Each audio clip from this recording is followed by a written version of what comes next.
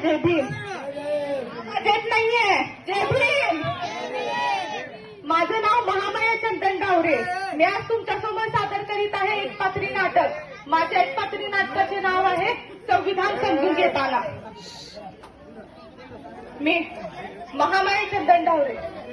आज मी बोलते की हजारो मुलींच्या वतीने जे जगायचं स्वप्न घेऊन जन्मतात आणि त्यांना हे समाज गिळून टाकतं.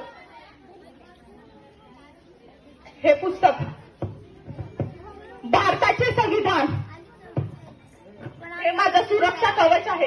हे माझा आत्मा आहे, माझं शस्त्र आहे आणि माझं अस्त्र सुद्धा. कारण या पुस्तकाला लिहिणारा माणूस भीमराव रामजी आंबेडकर होते. आपले बाबासाहेब होते. पण आज न्यूज येते की महाराष्ट्रात बलात्कार, 13 वर्षाची मुलगी अत्याचाराला बळी. पोलिसांनी दुर्लक्ष केलं आणि आपला समाज गप्प बसला. बाबा तुमची आज खूप आठवण येते हो. खूप आठवण येते बाबा. आपला समाज गप्प बसतोय. बाबा का आतापर्यंत अत्याचार झाले, आपला समाज गप्प बसला.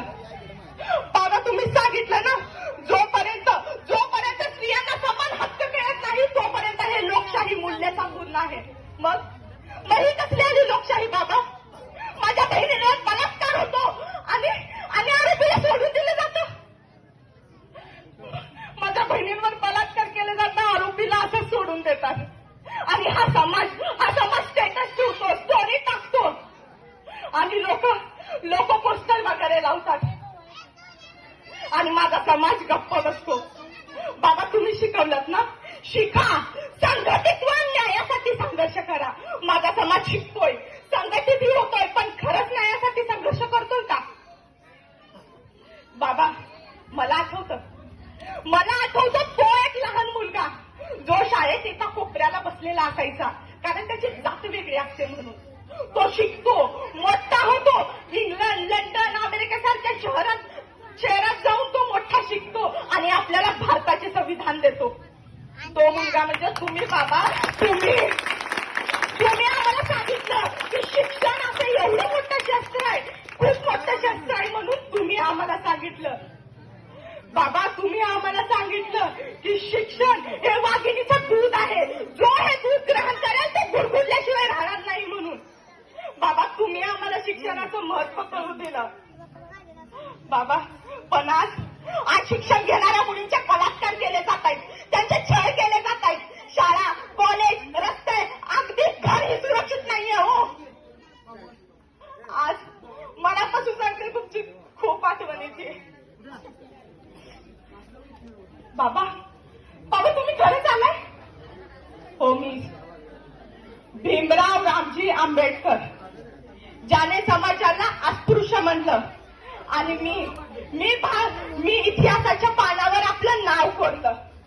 तुम्ही जेव्हा एका गरीबाला शिक्षण देता तेव्हा मी तिथेच असतो. जेव्हा एका मुलीला न्याय मिळतं तेव्हा माझं संविधान बोलतं. हो मी भीमराव. तू आताच म्हणालीस ना की समाज काय वागतोय. बाळा या समाजाला बदलवण्यासाठी मी जबाबदारी तुमच्यावर दिली आणि तुम्हीच असं खचून गेलात तर.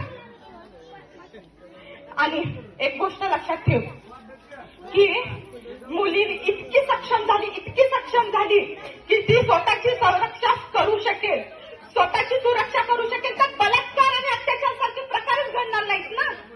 समाज काय विचार करतोय हा विचार करण्यापेक्षा आपण काय वागतोय हा विचार करणे गरजेचे आहे. हे वाक्य लक्षात ठेव तू. आणि मी काय सांगितलंय? शिका, संघटित व्हा, न्यायासाठी संघर्ष करा. माझा समाज शिकतोय, संघटित होतोय, पण खरंच न्यायासाठी संघर्ष करतोय का? बाबा मला तुमचं सगळंच मान्य आहे, पण मुलगीच का? जर ती बाहेर जात असेल तर बाहेर का जाते? रात्रीचं कामाला जात असेल तर एवढ्या रात्रीचं काम करतात का? मुलगी आहे तू, मुलगा नाही का?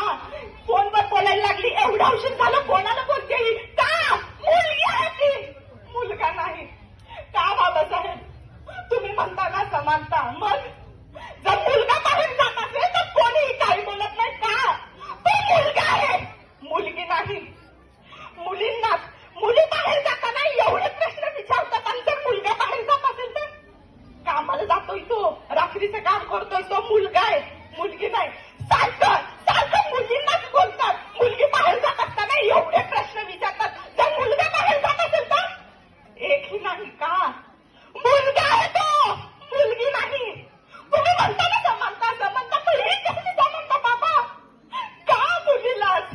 बेटा, मला तुझं सर्व मान्य, समानता आहे, पण या समाजाच्या डोक्यात जे चाललं आहे ना, ते विचार बदलवायचे आहेत, आणि ते विचार तुम्ही बदलवणार याची खात्री आहे मला.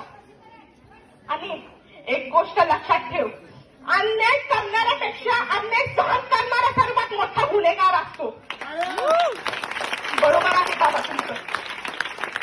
तुम्ही म्हणाला तसं आम्ही या समाजाचे विचार नक्की बदलवणार.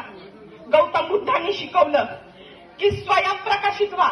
शिवाजी महाराज जे परस्त्रियांना आई समान मानत होते, माते समान मानत होते, जिजाऊ त्यांनी रडायला नाही, लढायला शिकवलं. सावित्रीबाई फुले त्यांनी मुलीसाठी पहिली शाळा सुरू केली, तेही समाजाच्या विरोधात जाऊन. आणि तुम्ही आम्हाला अन्यायाविरुद्ध लढायला शिकवलं. शिका, संघटित व्हा आणि संघर्ष करा, हे तुम्ही आम्हाला शिकवलं. बरोबर आहे बाबा. आता प्रत्येक मुलगी इथे बसलेली